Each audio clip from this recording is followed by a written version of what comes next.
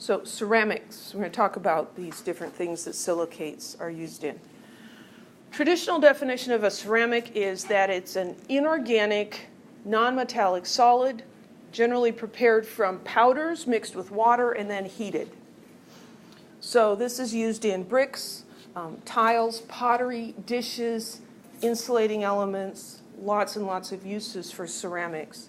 Typical properties are that ceramics are hard, strong, they do not conduct electricity, and they're brittle. If you've ever dropped a ceramic tile on the floor, it just shatters, right? It's brittle. So that's traditional general ceramic definition. Then there are, of course, subcategories. There's silicate ceramics. These are composed of aluminosilicates. So here we have a silicate structure where some of the silicon atoms are replaced by aluminum. So we've got some aluminum in there. If you take naturally occurring aluminosilicates, and these are exposed to the elements, they're just outside, natural weathering, that produces clay. So clay is a powdered form of aluminosilicate mixed with water. If you take that clay and you heat it, reactions occur that form a ceramic. So if you haven't ever done it yourself, you've probably at least seen it done. You see, a potter, and they've got this big lump of clay, and they form it, it makes a mess, and it's a lot harder than it looks. And then they take that, and they put it in a kiln, right? And they heat it to a really high temperature. You let it cool before you touch it, of course. And then it's not like clay anymore, right? It's not soft. It's very hard. It's a chemical reaction that has occurred.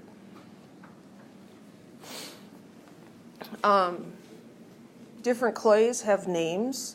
Kaolinite has this formula. So it's got aluminum and silicon and oxygen in there. And it's also got some OH groups.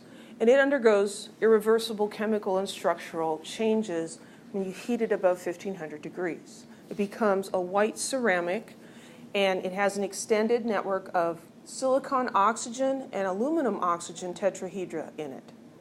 This is the most important component in porcelain. So porcelain is a form of ceramic. The porcelain originated in China, and that's why, you say, oh, Grandma is getting out her good china for Thanksgiving dinner, right? Is that her good Asian country? No, it's her good dishes. They're made of porcelain, but we call them china because it originated in China. So oxide ceramics would include aluminum oxide and magnesium oxide. These are physically and chemically stable at high temperatures. That makes them useful in industrial furnaces. Because if you're going to heat other stuff up, you can't have the container like melting or reacting, right? So you need the furnace to be formed of something that can resist the high temperatures. High-speed cutting tools. Anytime you've got high-speed cutting, you're going to have a lot of friction, and that's going to generate a lot of heat. Heating elements, fireproofing. So you can get little space heaters that have ceramic elements in them. The ceramic heats up and radiates heat. There are also non-oxide ceramics. So guess what these do not have? Oxygen. An oxide ceramic has oxygen in it. A non-oxide ceramic does not have oxygen in it. So these are things like silicon and nitrogen, boron and nitrogen, or silicon and carbon. Silicon nitride is a network covalent solid. It has a similar structure to silica. It's used in engine parts and non-metallic ball bearings. Frequently, ball bearings are made out of some sort of metal, but you can use silicon nitride to make non-metallic ball bearings. Boron nitride. Boron nitride is isoelectronic with C2. So boron has one less valence electron than carbon, and nitrogen has one more, and so you put them together, and together they have the same number of valence electrons as C2. So it's going to form similar structures to carbon this combination of boron and nitrogen. So you can get the layered sheets. You can get a form that's similar to diamond, and these also have uses as a high-temperature lubricant, as abrasives, and cutting tools. Silicon carbide has a diamond structure, but here half the carbon atoms are replaced by silicon atoms.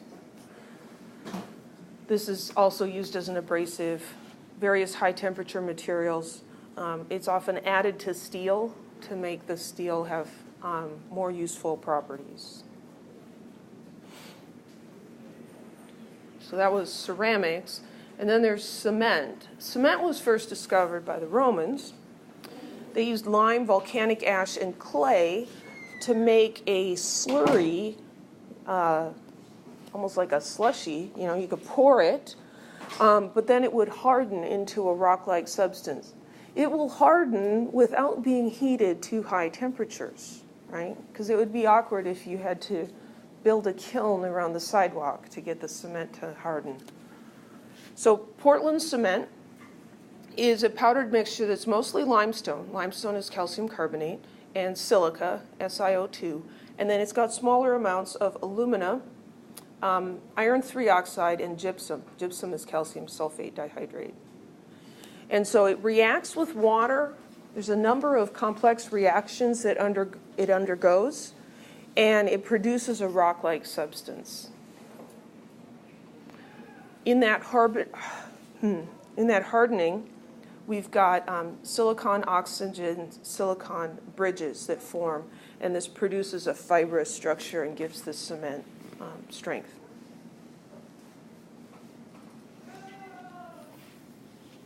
We tend to use the words cement and concrete interchangeably, but concrete actually has some other stuff in it. You take the Portland cement, you add sand and small rocks or pebbles, and that's concrete.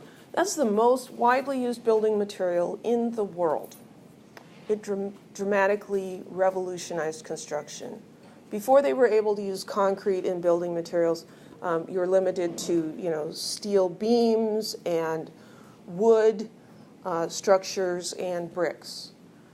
So we build foundations, we can build walls, buildings, aqueducts, bridges, all kinds of stuff. About half of all man-made structures are actually made out of concrete. Glass is another of these substances. So silica sand will melt above 1,500 degrees. And if you cool it quickly, the silicon and oxygen atoms form an amorphous solid that we call glass. So a crystal of quartz and a piece of glass contain the same elements, silicon and oxygen. But how they are put together is different, and so their qualities are different.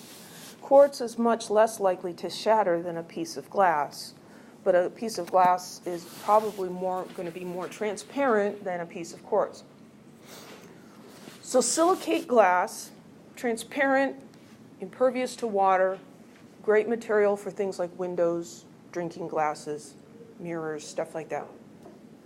The Romans were the first to extensively develop glass making, and they found that if you add some different things in, you can change the properties of the glass. You can add sodium carbonate to the silica, and then you can reduce the melting point. So instead of melting at 1,500 degrees, you can get it to melt at a lower temperature. When it melts at a lower temperature, then you're able to do things like blowing the glass. And you've probably seen at least videos of this, glass blowing. So you take melted glass, and they mount it onto pipes, and they can blow it into all kinds of crazy shapes. The volumetric flasks that we use are created by blowing the glass. Vitreous silica or fused silica is a glass made from silica, SiO2. It's very hard. It has a high melting point. It resists high temperatures. Low thermal expansion, meaning that when you heat it, it does not change its density very much. It doesn't expand. Transparent to visible and ultraviolet light. But it's too expensive for most applications. You need to use really high temperatures to make it, and so it's expensive. And most of the time, you don't need all of the qualities that this has. So another form of glass is soda lime glass, window glass. This is the most common modern glass. So it's about 70% silica, and then the rest of it is sodium oxide and calcium oxide. This is transparent to visible light, but it's not transparent to ultraviolet light, which is a good thing, right? Because ultraviolet light is what damages your skin, causes sunburns. And so if you're letting the sunlight in through a glass window, you're going to have less trouble with the ultraviolet light. It does have a high thermal expansion, though. It's less expensive to make, and it's a lot easier to form into the different shapes that we like to use. But it tends to crack under thermal shock because of that high thermal expansion. So if you take soda lime glass and you heat it up and you cool it quickly, it's likely to shatter. So this is not going to be good for something like a beaker, right, that you're going to stick over a flame and heat up. Regular glass might actually melt, but it's very likely to crack. So borosilicate glass, the trademark name is Pyrex, and that's what we use for much of our laboratory glassware. This is made by adding boric oxide instead of calcium oxide. And this gives you a glass that expands less when heated, so you can have heating and cooling cycles that would shatter normal soda lime glass. So if you go home and you pull a glass tumbler out of the cupboard to put drinking water in, you could not do the same things with that glass that you could with a beaker, a borosilicate Pyrex beaker. Dishes that you may have in your kitchen that are used for cooking are generally going to be made of Pyrex glass. So if you look at your glass pie plate or any glass casserole dishes, they're usually Pyrex because they are designed to be heated and you don't want them to shatter when they cool down. Leaded glass, which is also called crystal, so you can talk about a crystal chandelier, right? That's glass, but it's a special kind of glass, and it has lead oxide in it.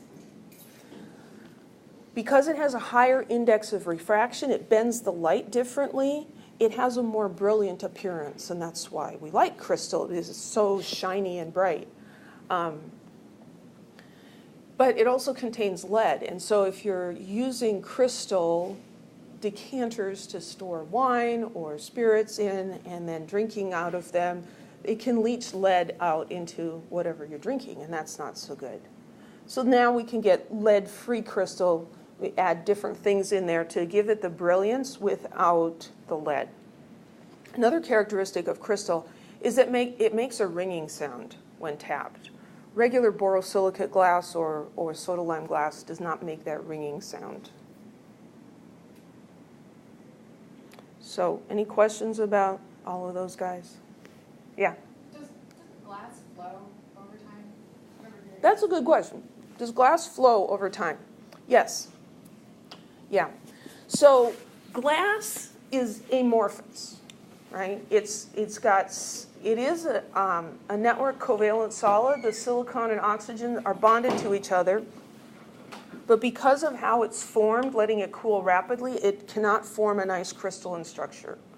So it's amorphous. And over time, long periods of time,